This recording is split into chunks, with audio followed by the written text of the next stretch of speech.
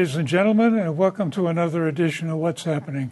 I'm George Binns, and I'm here with my co-host, Elliot Margolis, and we have as our guest this evening candidate for City Councilor at Large, Brendan Sweeney. Thanks, Welcome, George. Brendan. Thanks for joining us. Yeah, of course. Thanks for having me. Well, At Large has got a bit of competition. What makes you different than the other guys? Yeah, so let me, I'll first start talking about my background, and then we can work more into the core of the question there. So a little bit about me. I was born here in Beverly. I grew up in Ipswich, not too far down the road, and graduated from Ipswich High School. From there, I went on to Gordon College, where I double majored in political science and business administration, and got my start in public service, first interning for the state legislature, but then working for the town administrator in Wenham. And after graduating from Gordon, I moved on to work for the town manager in Reading. And it was there that I really got to dive into the intricacies of the operations of local government and see firsthand the results-oriented focus that you have to take at the local level in order to be effective and solve the problems in front of a community. And that's really what cemented my desire to stay in public service, but specifically at the local level. I did really like that approach of needing to solve problems, because at the end of the day, the local level is the last line of defense. So that was a good chance for me to really dive in there in Reading and make a positive impact in that community. And from Reading, I went to work in the state's financial management office, and I've been there for the last 3 years or so. Originally, when I started in that office, I was a budget analyst helping to craft the multi-billion-dollar state operating and capital budgets, and specifically my focus was on economic development, housing, and education policy. And those are three areas that the state most directly interacts with local governments, and in my mind, those are three areas that are of big importance to Beverly as well. And while I was working as a budget analyst, I went back to school at Suffolk University and got my master in public administration. Since the onset of the pandemic, I've actually moved into a new division that was created entirely because of COVID-19, structured on COVID-19 response and recovery efforts, utilizing all of the federal funding that has come in. And my job in particular is to work with cities and towns, so I work regularly with the mayors and town managers, as well as the finance officials across the state, to administer first the funding that was originally focused on emergency response efforts, such as purchasing PPE, setting up testing sites especially, as well as making sure the public buildings were clean and accessible. And now I've been working with cities and towns as they've shifted more so towards longer-term recovery efforts. And this is something obviously in Beverly that's at the forefront, is we have funding available. How do we utilize it alongside other decisions that we're making as a city to really position Beverly for a strong recovery coming out of COVID? Locally, I've been involved on the Cable TV Advisory Committee as the chair, and worked with the good folks at BevCam, so thank you again for hosting us today. We've been negotiating a new contract with Comcast. We're very, very close to completion on that. It'll be a 10-year contract. So I've been involved there as well as on the planning board here in Beverly. And it's that combination of experience, working at the state level, working at the local level in a different community, as well as my volunteer efforts in Beverly that I believe make me a strong candidate for one of the three City Council at Large positions. Well, you mentioned early on that your experience with city government is mostly in conjunction with the city manager. Yeah, town manager we have. Town manager, city manager, whatever you, depending on the name of the location. What do you think the differences are? What do you think the advantages are of a town manager versus a mayor? Because we're coming up against the charter change, and I'm not sure they ever even considered that, but Marblehead's got one, so Danvers and a lot of the surrounding communities have town managers, so why not Beverly? So that's interesting to bring up. Just for those watching at home, the town manager, the way the form of government is set up is it's the classic New England town meeting where anybody who is a registered voter, Reading, you had to be elected to town meeting, but the smaller towns, it's open to anybody. You go to what is essentially the legislative session town meeting and vote on different matters in front of the town. The Board of Selectmen are the elected officials in the town, They operate as essentially the 5 parts of one chief executive, and the town manager, town administrator, is kind of the chief operating officer. And as you mentioned, I do a background working in a town that functioned as such. I think there's pros and cons. The big thing, and why I believe Beverly should not stray from the strong mayor setup that we have now, is for cities, a lot of times the issues can be much more pressing, and the ability of a strong mayor, as well as the city council composing both the mayor as the executive, city council as the legislative bodies in the city, is that they have the ability to work much more quickly on issues that may need a more timely response than would otherwise be offered by a town meeting that only meets twice a year. I think that's the real... Well, I got the impression that the town manager is hired by the city council, and he reports to them, and they don't like what he's doing, he's fired. They like what he's doing, they renew his contract. Yes, so that seems to be a very expeditious way of functioning, rather than the mayor and the city council have meeting kind of thing. And a strong mayor, essentially the mayor makes all the decisions, and the city council sits back and nods their head. Well, the problem, George, from my perspective, and Gloucester used to have a city manager, Paul Talbot, and I knew Paul very well. The problem is that the town manager or the city manager is, has to keep the city council happy, not the people. And the mayor has to keep the people happy, and I think it's more important to have the people happy than the council. So I understand why Gloucester got rid of it, got rid of the city manager, and now has the strong mayor, and they've been happy ever since. But, let's face it, I don't care whether you're a city manager, town manager, or mayor. You're elected. If you get 51% of the vote, 49% of the people don't like you. It's really that simple. So you're going to have that kind of controversy anyhow. Yeah, and I think the other thing, too, is to think of the size of the community, where Beverly's kind of right on that edge of being, we're a city. We're a city form of government. And size-wise, we're on the smaller end of cities when you think of us compared to Boston or even some of the other cities, satellite cities right around. Framingham, Yeah, so on that end, with the accountability piece, you do get to pick the chief executive. And I think the other thing, too, is where you've seen problems is with the quality of candidate running for chief executive in some of the cities that have elected mayor. That's where the town manager form of government can be beneficial. But in Beverly, we've really been fortunate with our last 2 mayors, Mayor Scanlon and now Mayor Cahill, to have had a very well-run city through both of them. And they both had long tenures, which provides stability. So on that end, I don't see a need to change in Beverly. Okay, but talking about the long tenures, we do have a charter commission right now, so let's talk about term limits, because that, to me, we've got people in Congress that have been there since before most of us were born. And if it's before George was born, that's a heck of a long time. So how do you feel about term limits in general for the city? In general, I am a fan of the concept where I do think there should be regular turnover in positions, especially in legislative positions, because at the end of the day, the role of a legislative position, especially as a city councilor, is to represent the people of the city before the administration and before city government. And the longer you're in office, I think there's a natural tendency to become a little more disconnected to the folks you're supposed to be representing. It doesn't happen with everybody. It's not automatic. But naturally, I think that often may be the way that things play out. However, at the local level, I really do not want to discourage folks that are interested in getting involved from running if they want to continue to run. And I think one big challenge we see, especially nowadays, is the lack of civic engagement. Beverly, I think, actually, we really are breaking the norm in the sense that we do have a very engaged city and compared to some of the other towns around us and just across the country as a whole. But generally speaking, people have become less and less engaged in what's going on locally. I think social media plays a big part in that, where folks can comment on things online anonymously and not have to put themselves out there.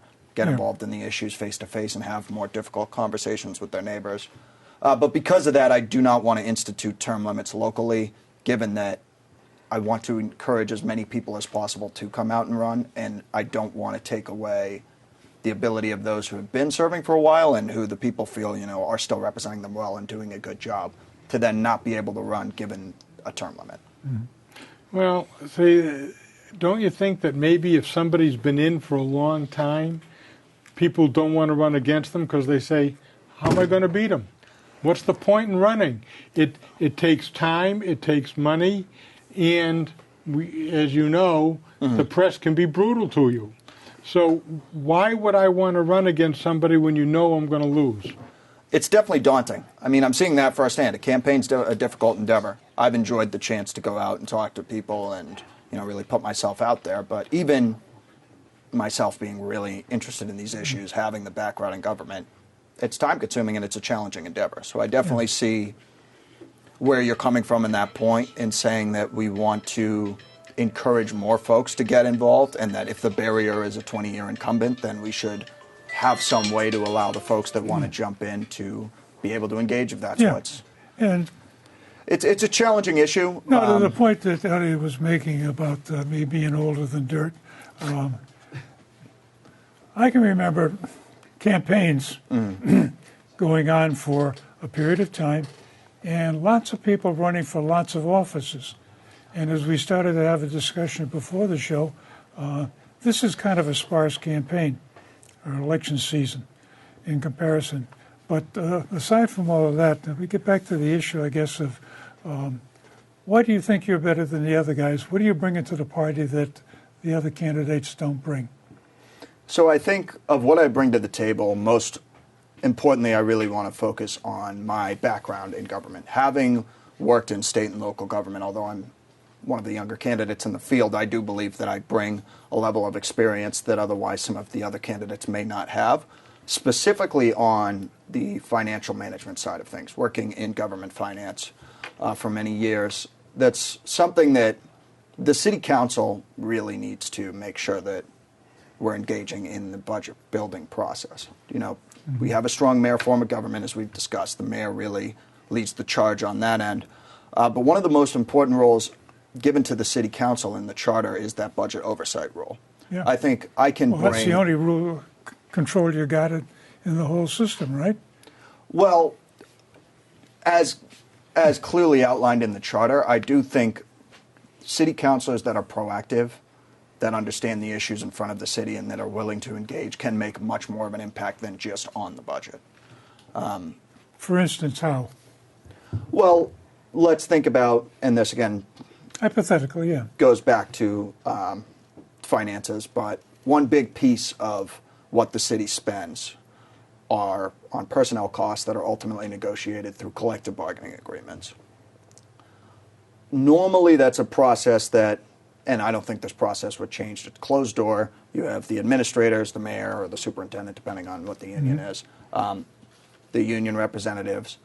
But if the city council were to try to get more engaged, at least on the information gathering point, I do believe that there would be a big opportunity to look at what agreements have been made in the past, what concessions were positive for the city, but others that might be putting us in a negative financial position, and try to get ahead of any big negotiations by, doing your homework, reviewing the original agreements, and then really trying to dive in with proactive recommendations of, at the end of the day, the city council is not negotiating the contract, but the more engaged you get in those processes, the more you can bring information to the forefront too. That's one area that I think the city council may not have a written duty, but at the end of the day, good city councilors provide strong constituent services, and they make government generally more accountable by bringing information to the forefront about what meetings are taking place. That's one thing, actually, in walking the neighborhoods that I saw. As you guys know, as I mentioned, I'm a member of the planning board.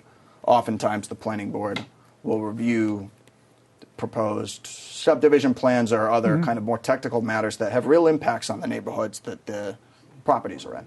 Yeah. And I think that's one thing that the neighbors may not always know what's going on in a more technical meeting like a planning board meeting, or even, to get more in the weeds. So like the you're zoning implying board of that you can appeals. make the job as engaging and active as you want, or you can just sit back and wait till the mayor presents the budget, Exactly. look at it and nod your head, or maybe even say, I don't like this item here.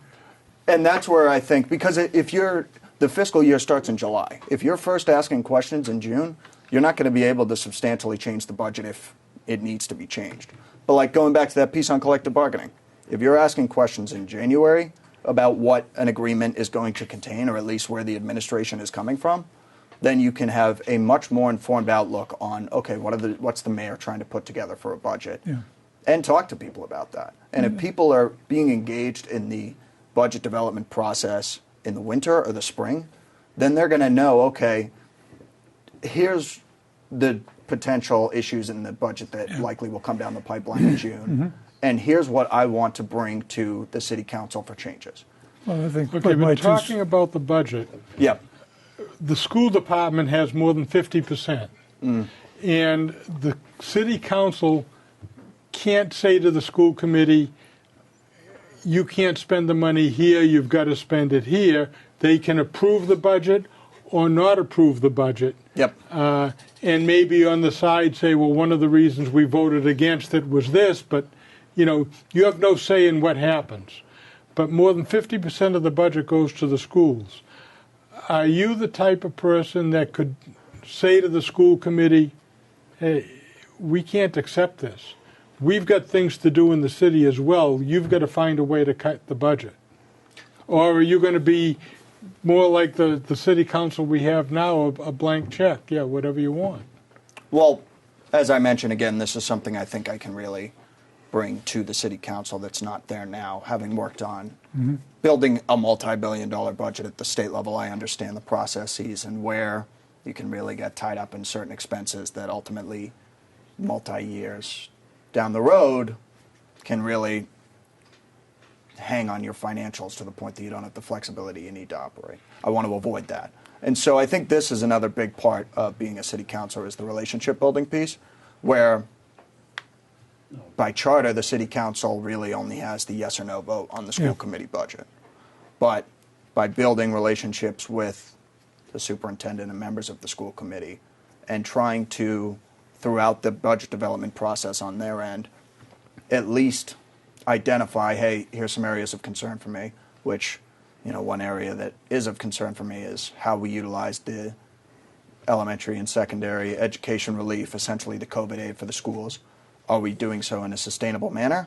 4 years from now, when that funding no longer exists, are we still going to have costs on the books? And by bringing these concerns up again in January as opposed to June, I think that is the most proactive way for city councilors to really almost not step outside of their role, but to make the most impact within the role given to the city council on the budget development process. And that's a big priority of mine. Well, aside from the budget, what other issues do you think the city is facing right now? So there's really 5 general priorities that I have, areas of focus that I will really dive into as a city councilor. The first one, and this is a big one, is making sure that we're supporting our small business community coming out of COVID-19.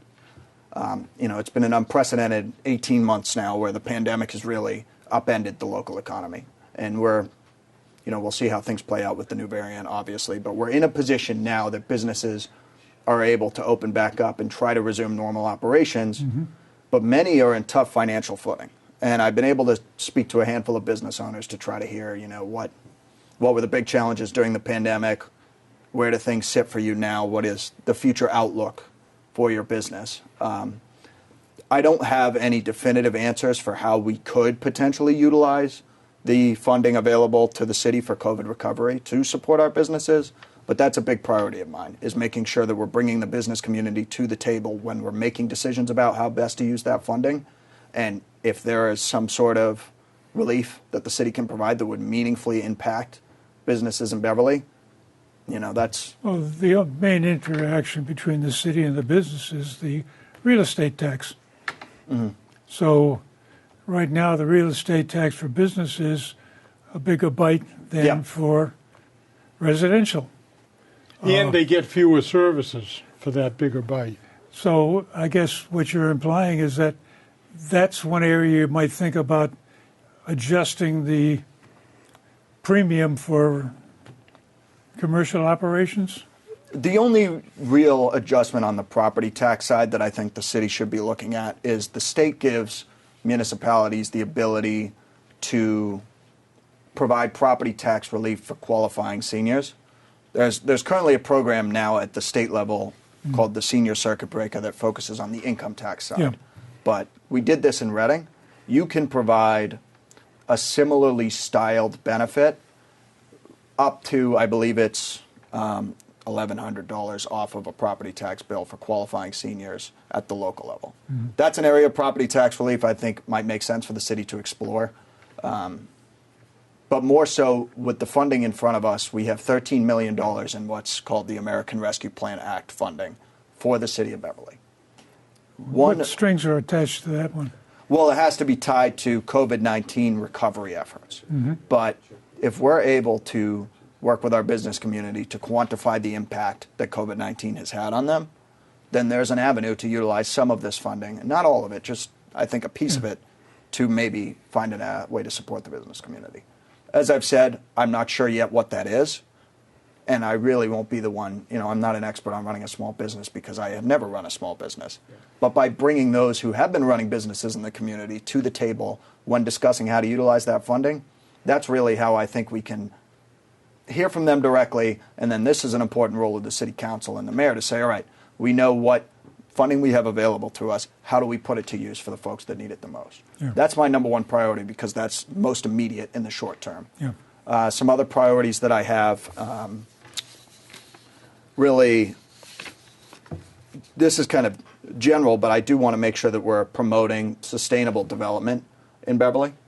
And that's both on the commercial end, but for housing, I do believe we need to make sure that we are providing targeted housing development specifically so that seniors who would like to downsize have a reasonably priced option to do so, and the young professionals that want to stay in Beverly, like myself, have the ability to do so in an affordable way.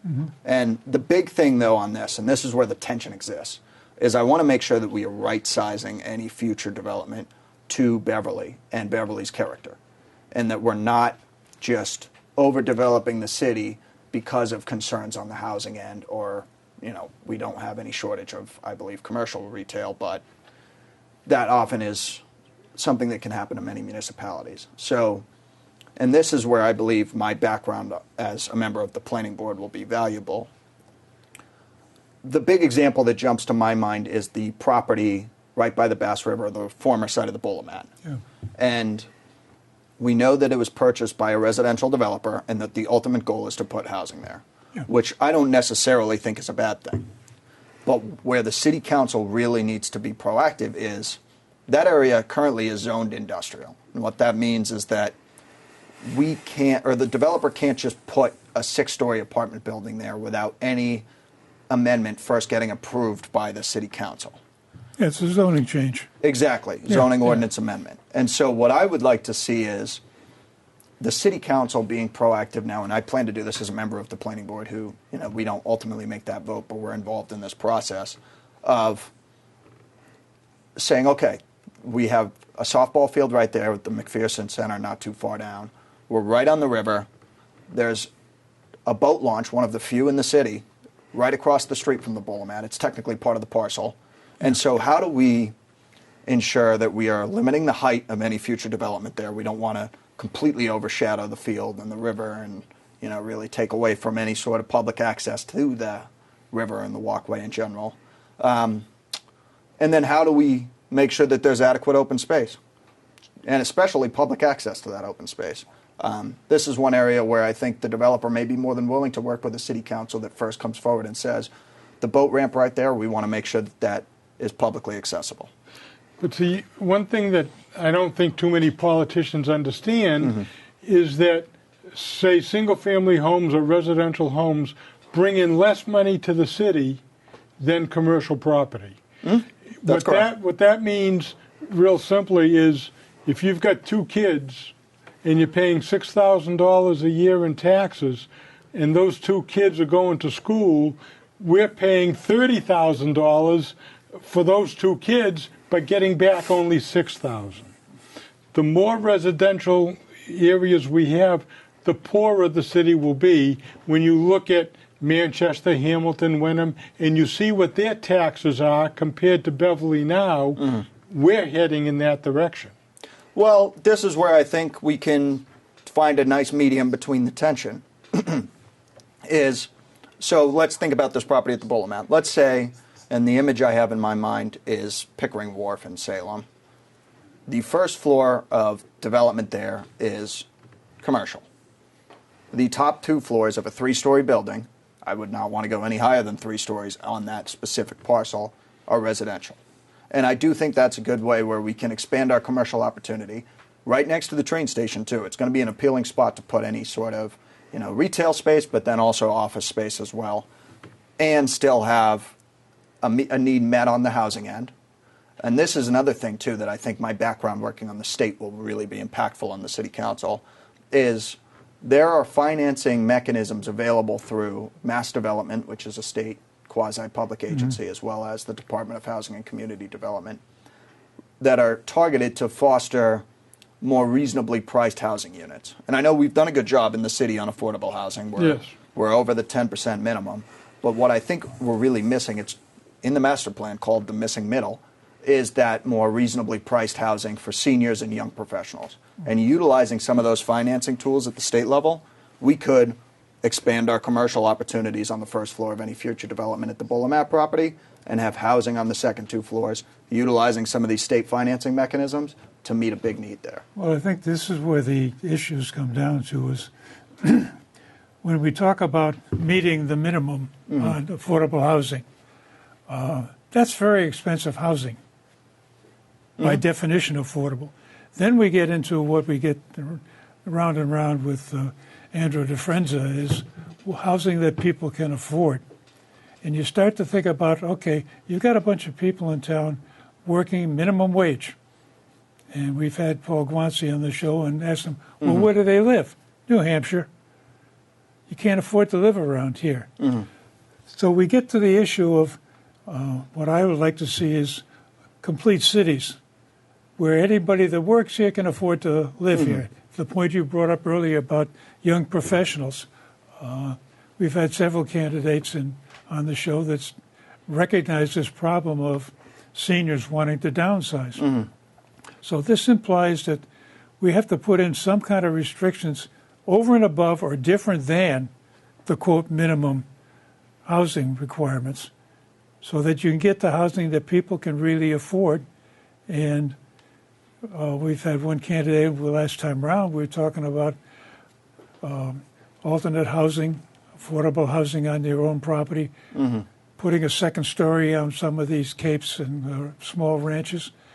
These kind of zoning changes are something that I would hope the planning board would have initiated and done something about. But yet we're in a situation right now where that is prime property on the river. It is going to turn into something that is economically viable for the contractor, the builder. Well, this is where some of the financing tools that Mass Development offers can be both of benefit to the city in expanding our stock of housing that is more reasonably priced than you'd otherwise see, and then also a benefit to the developer. Well, I think we hit the magic number, and Elliot's about to give you the warning. I'm about to tell George to quiet down a little bit, and that was a long question he asked, and I can't give you the time for a long answer because I want to hear your last pitch to the audience about why you should be elected Councilor at Large in the city of Beverly. All right, thank you, 2 Elliot. minutes. 2 minutes. All right, I'll try to keep it to 2 then. So thank you, everyone, for tuning in today to listen to this conversation and listen to us discuss the really important issues in Beverly that we're facing, both now in the short term, but also in the long term. And the reason that I feel as though I will be a successful city councilor and why I ask for one of your 3 votes at large is first that I really do have a passion for local government. And I believe it's the level of government where you can have the most tangible positive impact on the lives of your friends, your family, and your neighbors. And that's why I've dedicated my career so far to public service at the local level, both in my time working in the town of Reading, my work now, although I'm at the state level, working directly with cities and towns as we navigate the pandemic, but also my volunteer experience in Beverly as chair of the Cable TV Advisory Committee and as a member of the Planning Board. And this then brings us to, again, as we've discussed, many of the issues that we're facing. It's a challenging time for the city coming out of the COVID-19 pandemic after an incredibly difficult year and a half that we've faced. However, we still have many opportunities in the city as well to build off the positive things that we've seen over the last 20 years or so. And I feel as though we need proactive leadership in order to make sure that we are addressing the critical issues in front of us in the short term and building for a successful 10 years going forward for Beverly. What we do now will be really important for those 10 years. And as you know, my fiance and I are getting married at the end of this year. We know we'll be raising our family in Beverly. These decisions that the City Council makes now are going to have a big impact on us and on the lives of our future children. So that's really important to me and another big driver of why I'm getting into this race.